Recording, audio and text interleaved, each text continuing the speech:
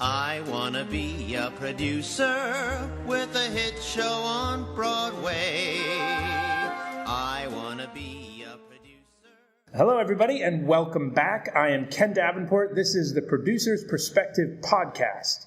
As you all know, the theater industry is a very niche business. Usually the people that work here work only here because their knowledge is so very specialized. It's a very small group of super talented people that can work both inside and outside our industry in their discipline. And today I'm sitting with one of those people, if not the best example of them. I'm here on the main stage of my theater with three-time Tony-nominated Broadway set designer David Rockwell. Welcome, David. Nice to be here. Now, you all know David's sets from Kinky Boots, Lucky Guy, Sideshow, Hairspray, etc., etc., etc. But do you know about his other work? Well, I'm sure you do. How about the restaurant Nobu? I can't get in there myself, but I've seen pictures. It's stunning. Or how about this one, the Cosmopolitan Hotel in Las Vegas? I have lost many a dollar on the floor of the casino. Or, how about the JetBlue Terminal 5 at JFK? So as you can see, David and his 250-person firm works in a variety of disciplines. So first of all, let me say, David, thank you for sharing your immense talents with the Broadway industry. But I have to ask, so compared to so many of your projects, like, I don't know, Grand Central, for goodness sake, the theater seems like such a small industry for you to focus so much of your time on. So why? Why do you do it? What brought you here? Well, it's a great question. I think the answer, which I'm not going to be particularly fluent about, because I think as a creative individual, I've really come to the conclusion most architects and designers and set designers pursue what they're interested in, pursue what you're passionate in, and then later on you can look in the rearview mirror and figure out what motivated you. But I will tell you that from the moment I can remember, I was intrigued by the notion of a theatrical space, probably due to my mom, who was a dancer. I'm the youngest of 5 boys. So by the time I came around, she was not actively dancing, but we were living in a very private suburb of the Jersey Shore, and she started a community theater. And I think the way I learned to engage in the world, the way I learned to communicate, was by making things. Rube Goldberg contraptions. I was always in the process of building. And so when this community theater started to happen, a light went off in my head that the most exciting place in this community was the 3 months that multiple groups were being brought together. So I think my key into design originally had more to do with how design connects people. And as the journey went, I moved much more into architecture, and my interest in theater became the stuff I referred to make the architecture more exciting. So you can imagine 20 years ago when we were doing the first Nobu, for instance, and I said to Drew Naporin and Robert De Niro and Nobu Matsuhisa that one of my ideas was to stencil cherry blossoms on the ash floor as a reference to Madame Butterfly. They looked at me like I had lost my mind. But they indulged that instinct, believing it somehow could lead somewhere. So it's been an incredible gift in my life, and really unexpected that I would dive into theater and be welcomed by the community you described in such a complete way. Did you design for your mom's community theater back then? Well, it's funny you should ask me that. I was 12. So I wouldn't say I was designing, but I did paint, and one of the things I worked on was the set for The King and I for the Deal Community Players. And I recently collaborated with Don Holder, the incredible lighting designer, and he lit, on the 20th century, he lit The King and I. And I said, Don, I had this thought that I created this great version of The King and I when I was 12, and I went back and looked at the photographs, and it was much lower tech than Waiting for Guffman. But so I was really I was a kid actor in all the productions we did, and I had opinions about design, I think. I had a lot of opinions to the producers of our local community theater as well, actually, which my parents got me involved in. Same story. Where was that? In Sturbridge, Massachusetts. I got dragged to an audition when I was 5 years old, and it stuck. Just community theater, the entry point for a lot of professionals these days. So you didn't go the Broadway and theater route right away, right? No, not at all. We moved to Guadalajara, Mexico when I was 12, unexpectedly. I mean, as a 12-year-old, you don't get the sense we're moving in 6 months, and then you end up in a place that could not be more different. Starting with the fact that no one spoke English. We were 8,000 feet above sea level as opposed. So it was really like being a kind of stranger in a different land. And my interest in theater really morphed into an interest in public spaces and public theater.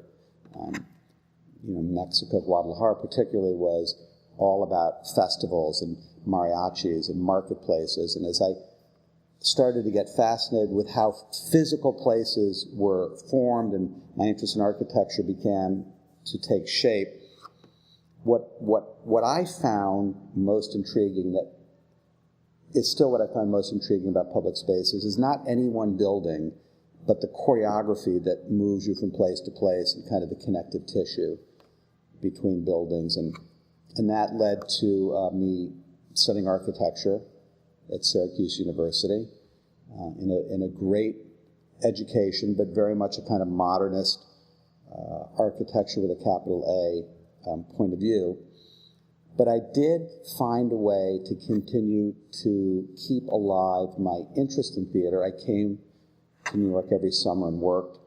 If I saw a show that I liked, I would go see it literally the next day. At that point, TKTS allowed that. So it was a hobby and a vocation and an obsession that I found ways to work in architecture. And what I started to discover is taking notions of theater and embedding those into physical places makes them more engaging. So that continued. I then took a year off of school from Syracuse and studied in London at a place called the Architectural Association, and was kind of reintroduced to the world of theater in a big way there. Came back to New York and got a job for the summer working for a Broadway lighting designer named Roger Morgan, who had just done Dracula, which was unbelievable with these Edward Gorey sets. And I was a glorified assistant, but I drafted and was helpful, and sort of got that out of my system and went back to architecture school, finished, and then came to New York, and really didn't think seriously about stretching and trying to kind of engage in actually designing the theater till about 20 years ago. So the architecture firm was already, on its way. And one of the things that I'm fascinated the most about people like yourself, designers and architects, is that obviously you're an incredible artist and have to envision these beautiful and intricate flowing designs, but at the same time, you sit down, you draft it, you have to understand the science behind it at all as well. What percentage is artist versus scientist? What do you think that's more important to have, or which skills? I don't know how to answer that directly, but I've been thinking about sort of the process, because it's our 30th anniversary as a studio, and we have a book that came out. So I had to, for the first time, acknowledge that it was a good idea to look back and see what our process was, and kind of track the connective tissue between the different projects that we were doing. And here's what I discovered, and it's something that I talk to about students whenever I'm involved in a school, and that is, you have to start with research. You have to start with understanding the project, understanding, in the case of theater, on the 20th century, for instance. I researched not only the history of the 20th century itself, but deco, use of metal, posters from the period were really insightful, because it got into the psychology of what made that so special, what made that combination of speed and optimism and luxury so unusual. You have to research the story. You have to meet with the director. You have to find the spatial problems. You have to have the toolkit to deal with those problems, understanding of mechanics, how things move. You have to deeply engage with your collaborators, your lighting designer, backlit, frontlit. Think about material palette. And then you have to take all that and you have to conjure something that is an amalgam of all those ideas that has a certain level of magic and an unexpected approach. And in each case, there is that period where you feel like you're not going to figure it out. Because I think for a creative individual, the worst possibility is knowing the answer before you begin, because then you short-circuit that process.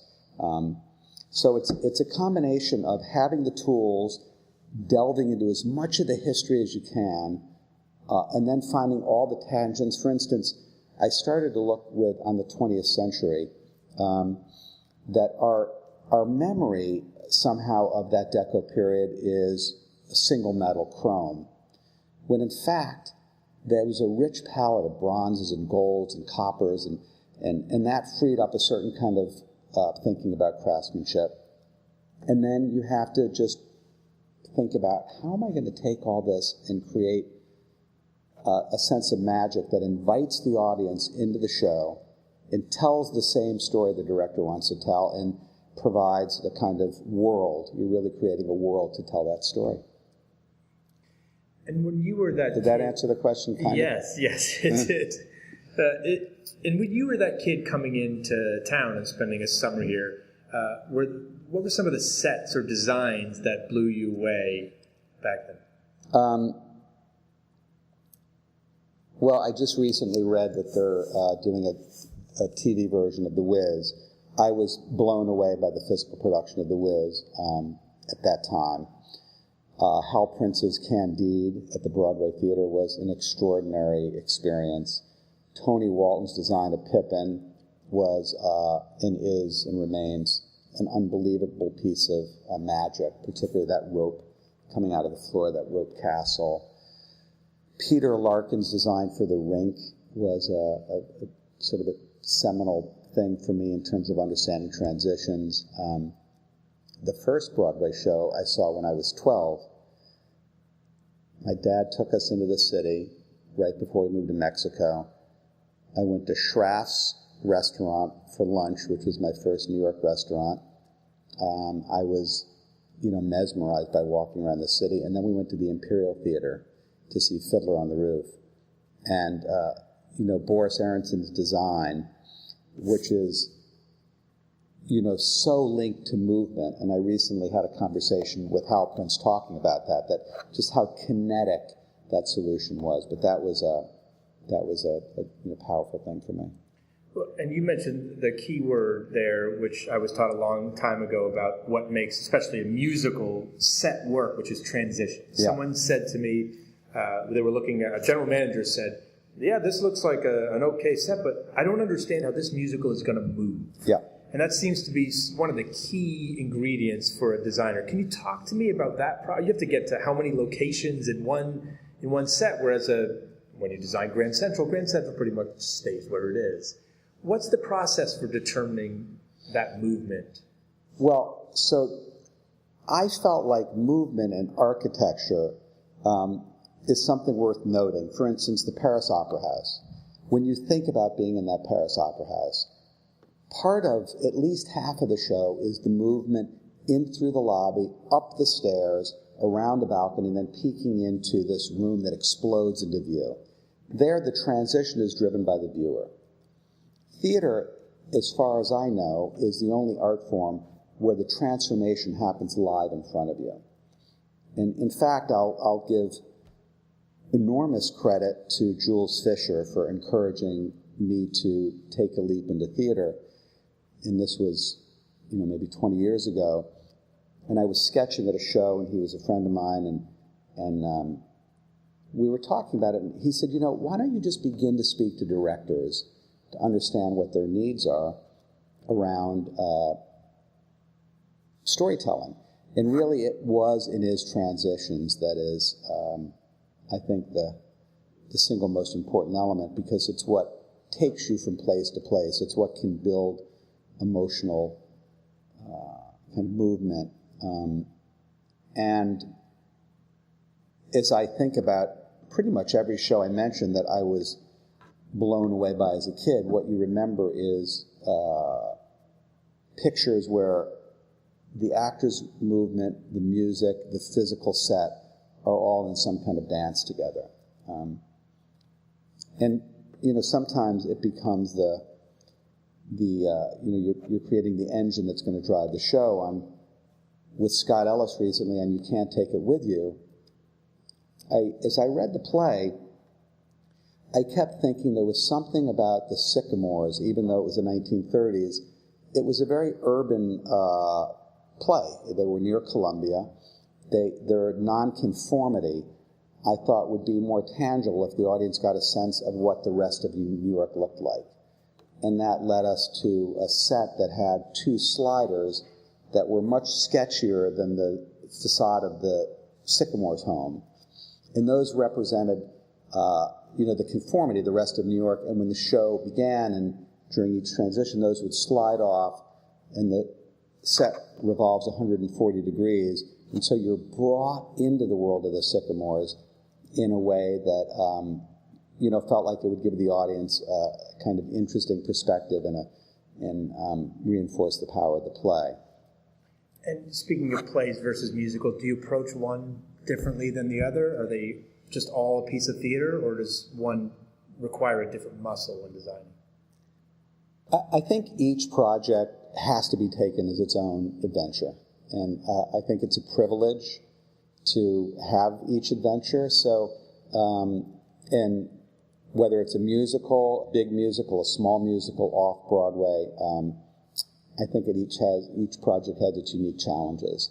And I'm a little bit like the person who's sort of in love with the last project they've done. It just is an indescribable thrill.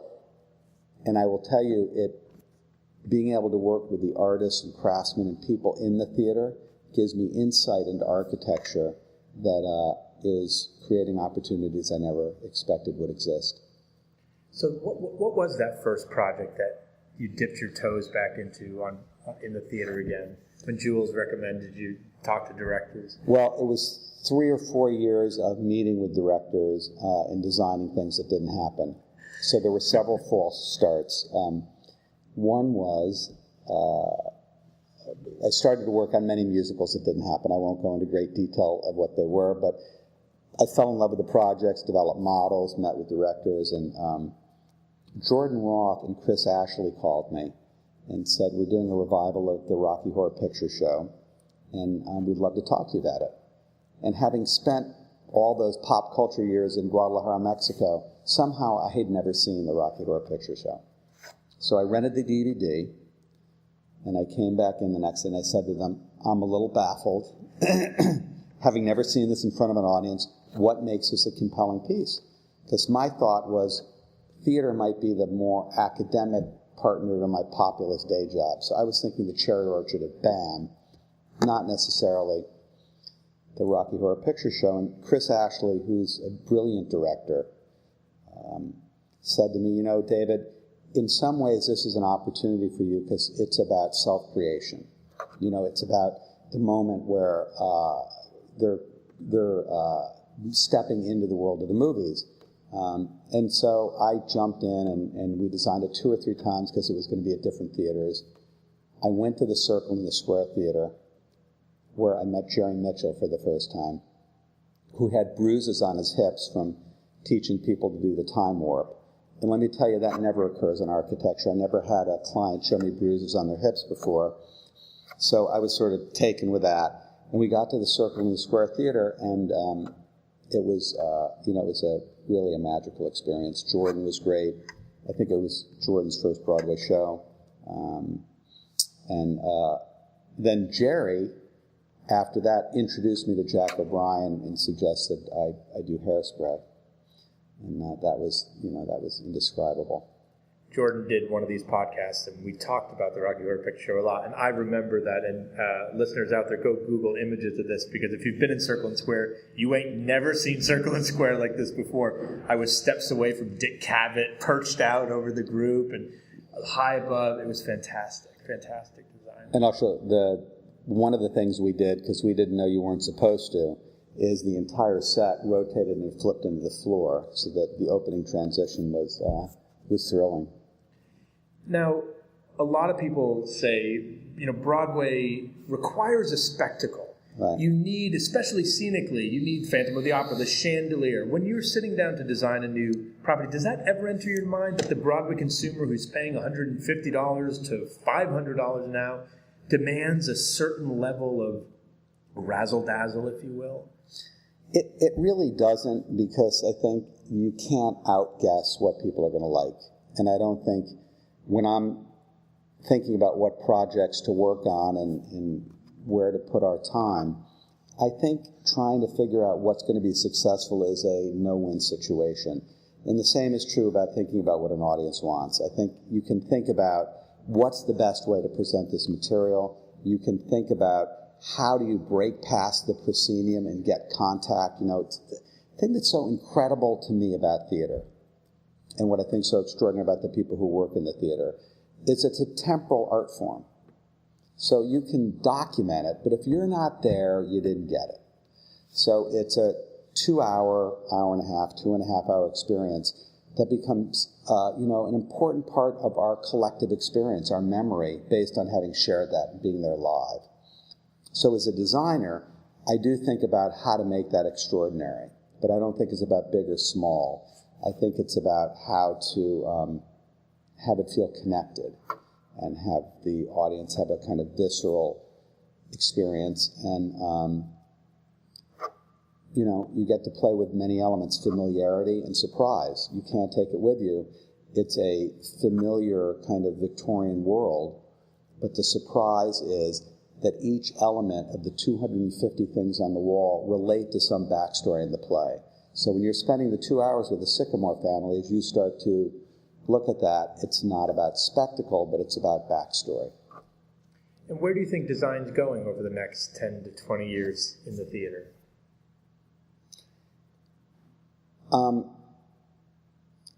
I really do believe any time you talk about a trend, it's already morphed and moved on. Having said that, there's, I think audiences, maybe because we're so connected in terms of technology, are craving more and more live experience. And so I think how this theater responds to that is interesting. There are more and more artists pushing the boundaries of what theater can do. That's always been the case. The history of theater is the history of constantly pushing various relationships of the audience and the performer, modifying that, finding ways that story can connect. And technology has been a part of that as an ongoing story. So I think, but at the same time, I think that there's no one solution. So you say what direction the theater is going in. I think the theater is very much alive. I think it's unpredictable. I don't think it's about the latest whiz-bang technology necessarily, because in many cases the oldest handcrafted piece is the thing that makes the most impact. I think as it becomes more expensive to load in shows and load shows out, there's pressure to address that as a designer and think about the reality of giving the show a chance to run. There's fortunately no pat answer that I've discovered. It may exist, but I don't know it yet. Are you a fan of projections and their use in the theater? I think projections are essentially another way to do a painted drop. So I think thinking of them as something that's sort of bringing cinema into the theater is not the most useful thing for me. I think thinking of them as another tool, thinking of them as imagery is interesting, and it's something we're exploring right now with a project with Jerry Mitchell in a way we haven't explored before.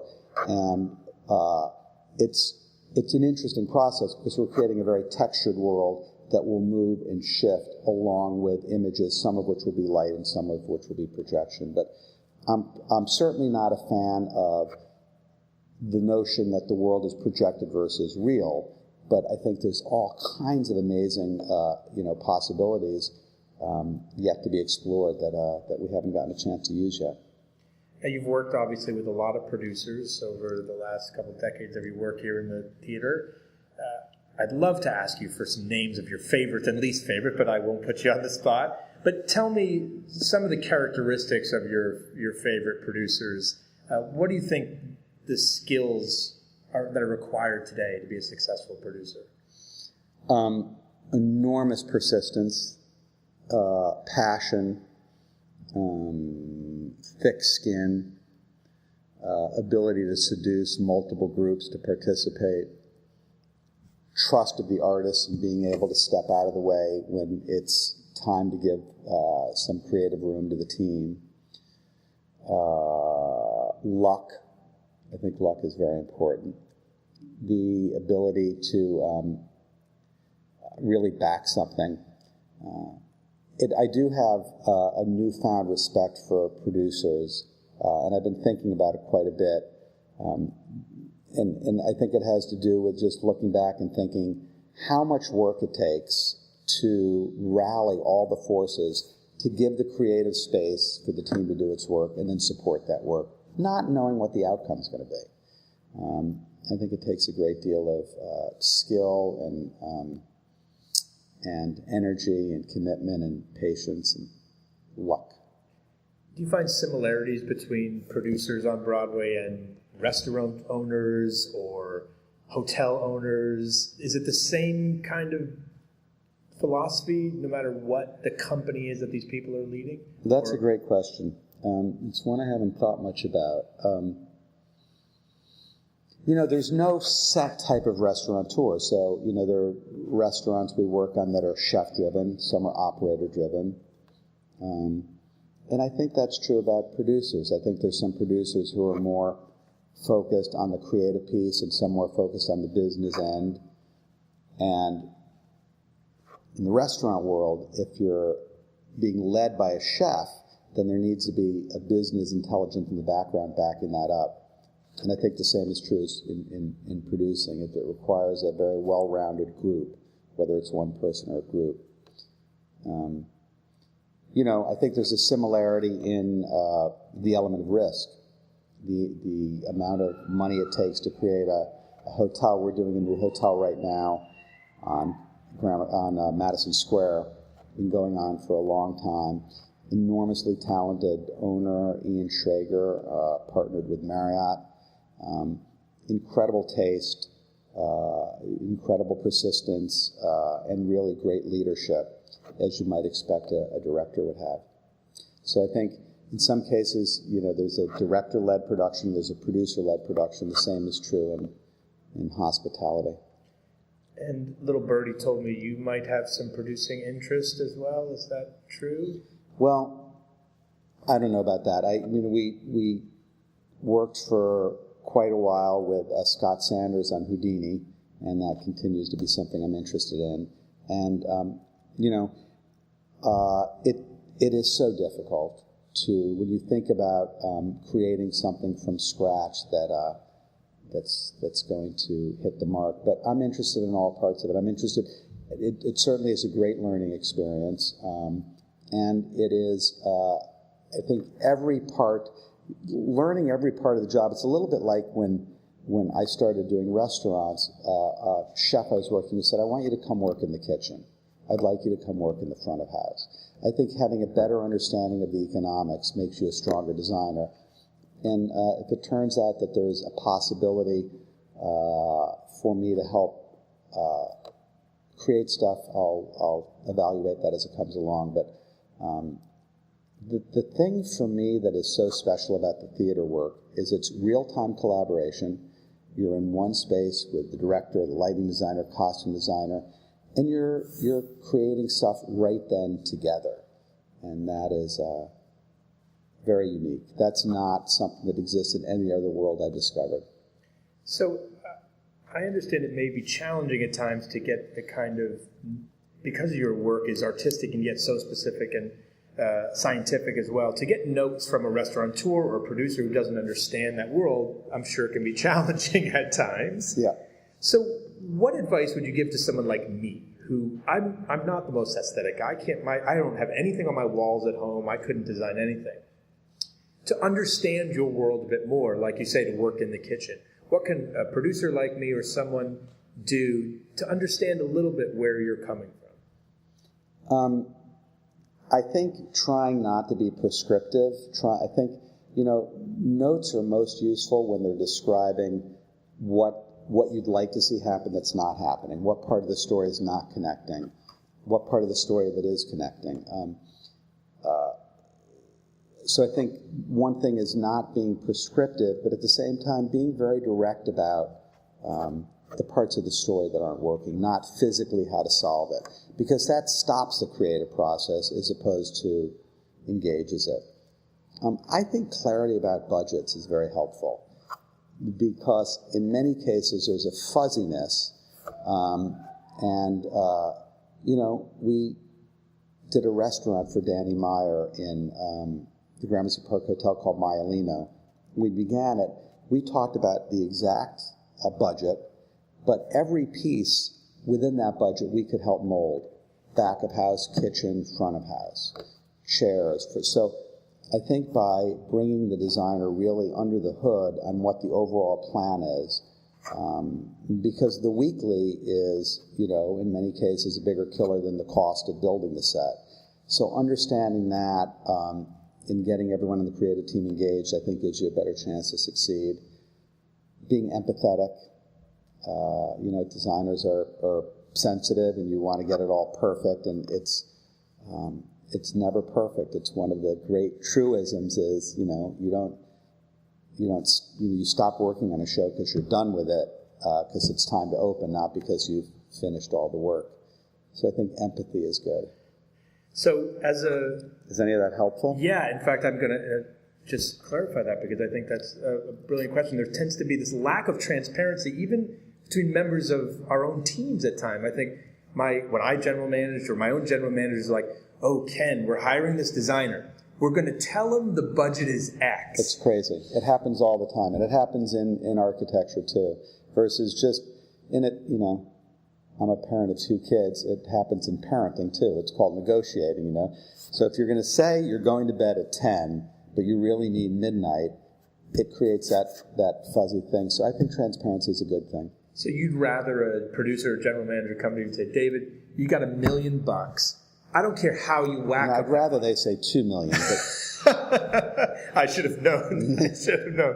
But you'd rather just us give you that number, and then you play with it whatever you want. Put it into automation put it into... Well, it's also a good idea to set the budget after really knowing what the play demands. And that is a pet peeve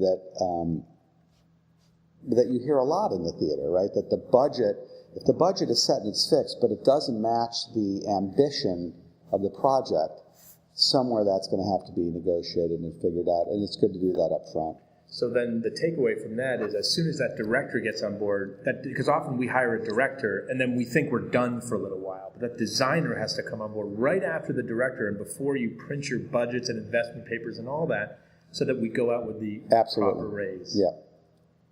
It's a great, great takeaway for myself. Okay, last question. I want, this is now becoming the famous Genie question. I want you to imagine the genie from Aladdin appears and says, David, I'm going to give you one wish. You can change anything you want about the theater industry with the snap of a finger. What's been keeping you up at night, what's been getting you the most frustrated, what drives you crazy, I'm going to change it however you'd like. But you only get one. What would you wish? I would never be good at the Genie game, because I'm not a linear thinker that way. So I would probably ask the Genie if I could trade the one big wish in for 3 smaller wishes. But I'll just make one up.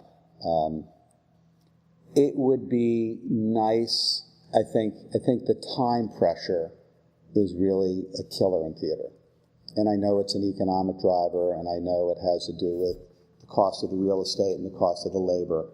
But if I could make one wish, it would be to have more time. And, you look at some of the stuff coming over from the National Theater where they've had a huge amount of time.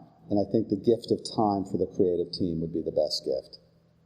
Well, that's a great answer, one we haven't heard yet, and I, too, would like some more time. David, thank you so much for your contributions to Broadway, to the city as a whole, to the world. Everywhere I've been where I can always tell it's stamped with a David Rockwell design, and it's stunning wherever it goes. Thank you so much for being here. And for all of you, we will see you next time. Thanks so much for tuning in, and don't forget to subscribe.